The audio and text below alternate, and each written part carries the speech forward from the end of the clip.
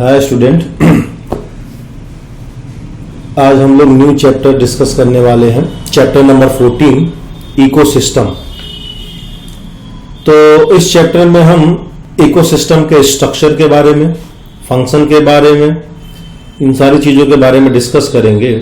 Productivity, decomposition, energy flow. आप अगर इस साइड में देखेंगे तो ये पूरा टॉपिक जो है, क्या क्या हमको इस पर्टिकुलर चैप्टर में डिस्कस करना है।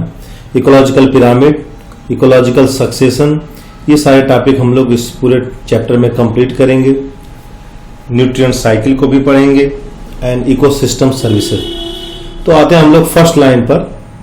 N ecosystem can be visualized as a functional unit of nature. You know very well that एक जो इकोसिस्टम है वो एक फंक्शनल यूनिट है जहां पर एक लिविंग ऑर्गेनिज्म इंटरैक्ट होता है दूसरे से, among themselves and also with the surrounding physical environment। Physical environment से भी, जैसे हम लोग इकोसिस्टम को, जो हमारा कंसिडरेशन इकोसिस्टम को लेकर के, वो एक, अगर हम इकोसिस्टम की बात करें तो वो दोनों कंपोनेंट से मिलकर बना होता है, biotic and abiotic component.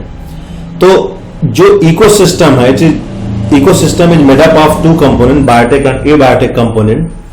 It varies in size, greatly in size, from a small pond to large forest or a sea. Many ecologists regarded the entire biosphere as a global ecosystem. तो इस part में हम क्या पढ़ रहे हैं कि जैसे अगर हम इकोसिस्टम की बात करें जिसमें कि कोई भी लिविंग ऑर्गेनिज्म इंटरैक्ट करता है फिजिकल इन्वायरमेंट से। फिजिकल इन्वायरमेंट जैसे अब हम जिस एटमॉस्फेयर में रह रहे हैं वहाँ की एयर क्वालिटी क्या है, टेरेस्ट्रियल लैंड के बारे को लेकर के हमारा डिस्कशन जो होता है, सॉइल का नेचर क्या है, ठीक है, पूरा कंप्लीट एटमॉस्फेयर, क्योंकि लिविंग ऑर्गेनिज्म के सर्वाइवल के लिए वो पूरा कंप्लीट एटमॉस्फेयर जो है वो जरूरी है।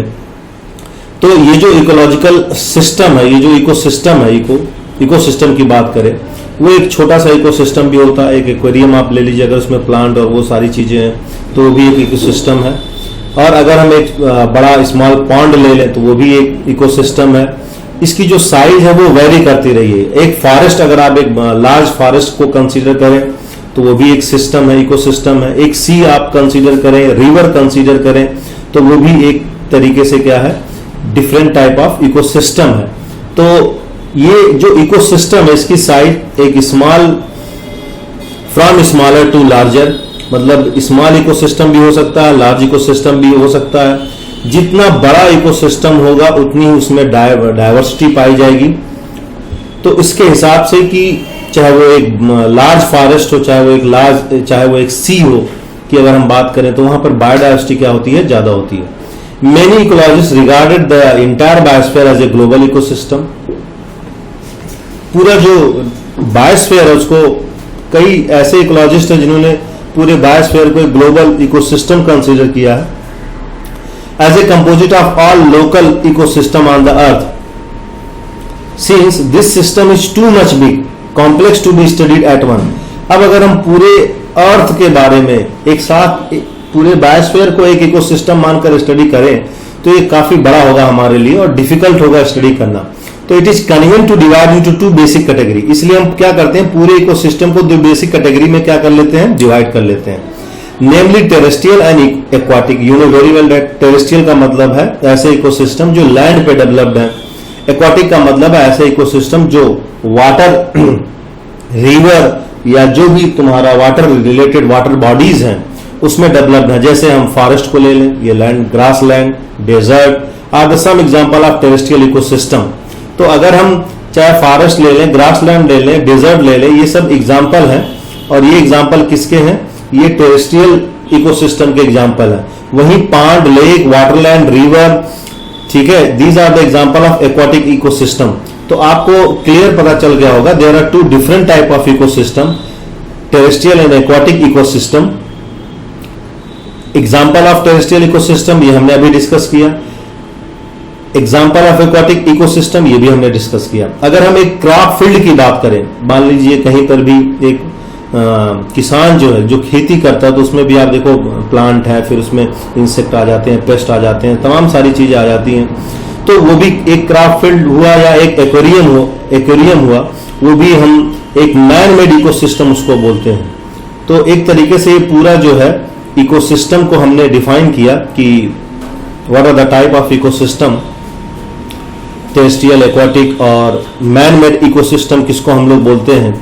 सो we will first look at the structure of ecosystem. तो इस चैप्टर में हम सबसे पहले इकोसिस्टम के स्ट्रक्चर को लेकर के डिस्कशन करेंगे in order to appreciate the input, productivity, transfer of energy, और उसमें जो हमारा डिस्कशन होगा वो प्रोडक्टिविटी को लेकर के होगा, फूड चेन, न्यूट्रिएंट साइकिल को लेकर के होगा। अगर हम आउटपुट की बात करेंगे तो डिग्रेडेशन या एनर्जी लॉस की हम बात करेंगे। We will also look at the relationship between cycle, chain and wave, और इस चैप्टर में हम साइकिल के बारे में, चेन के बारे में, वेव के बारे में, जैसे फूड वेव हुआ उसके बारे में पढ़ेंगे, कार्बन साइकिल, नाइट्रोजन साइकिल, ऐसे तमाम साइकिल्स भी होती हैं, न्यूट्रिएंट साइकिल जिसको बोलते हैं उसके बारे में डिस्कस करेंगे।